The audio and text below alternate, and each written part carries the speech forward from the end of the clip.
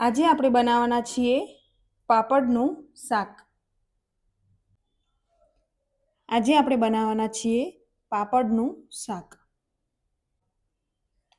મેં અહીંયા અડદના પાપડ લઈ લીધા છે, 2 ચમચી જેટલું દહીં, 1 ટામેટાની ગ્રેવી, 3 મીડિયમ સાઇઝની ડુંગળી, 2 ચમચી જેટલું લસણ, આદુ, મરચાંની પેસ્ટ લઈ લીધી છે।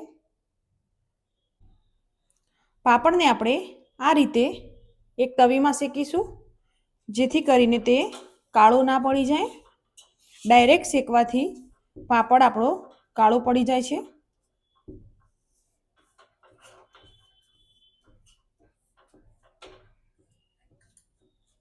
પાપડ આપણો બંને બાજુથી શેકાઈને રેડી થઈ ગયો છે। હવે આપણે પાપડને લઈ લઈશું। એ જ રીતે આપણે બધા જ પાપડને શેકીને રેડી કરી લીધા છે। હવે પાપડને આપણે આ રીતે ટુકડા કરી લઈશું।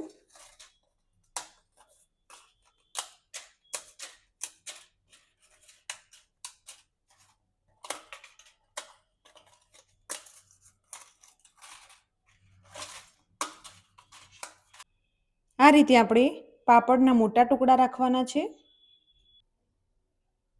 એક કડાઈમાં આપણે થોડું તેલ લઈ લઈશું।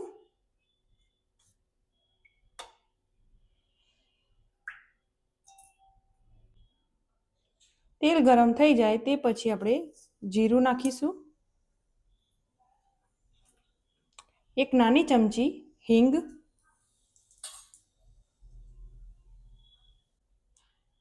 મીઠો લીમડો, સૂકા મરચાં અને તમાલપત્ર એડ કર્યું છે મેં, આદુ લસણ મરચાંની પેસ્ટ લઈ લઈશું,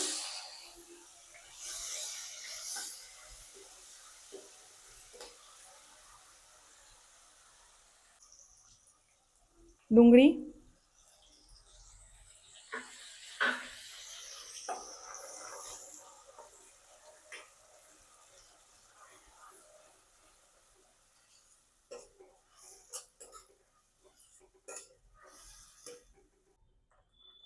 બે થી 3 મિનિટ સુધી આપણે ડુંગળીની ગ્રેવીને ચડવા દઈશું।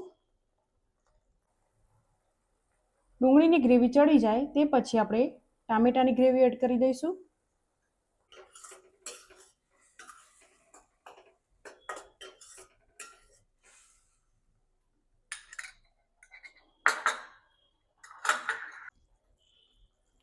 સ્વાદ પ્રમાણે મીઠું લઈ લઈશું, 1 નાની ચમચી હળદર, 2 નાની ચમચી લાલ મરચું પાવડર,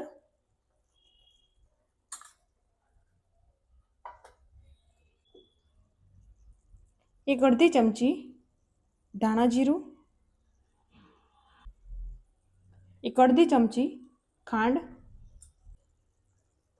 હવે આપણે મિક્સ કરી દઈશું।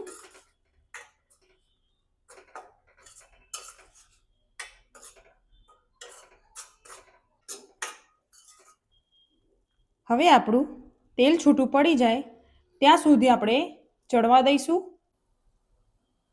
હવે આપણું તેલ છૂટું પડવા લાગ્યું છે, તમે જોઈ શકો છો।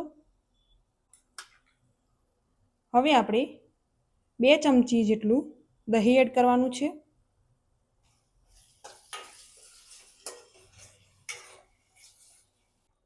1 અડધી વાટકી જેટલું પાણી એડ કરી દઈશું।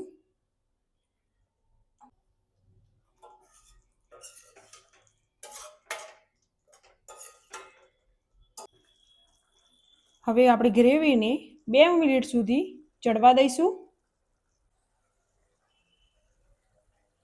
હવે આપણે 1 અડધી ચમચી જેટલો ગરમ મસાલો લઈ લઈશું,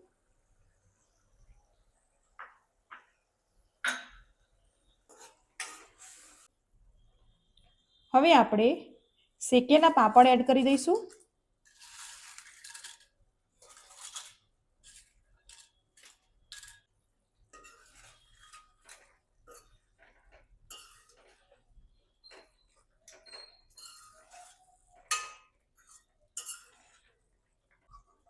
હવે આપણે 2 મિનિટ સુધી ઢાંકણ ઢાંકીને ચડવા દઈશું.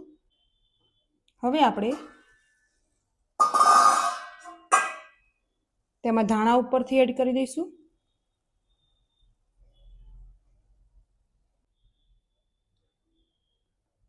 પાપડનું શાક આપણું રેડી થઈ ગયું છે.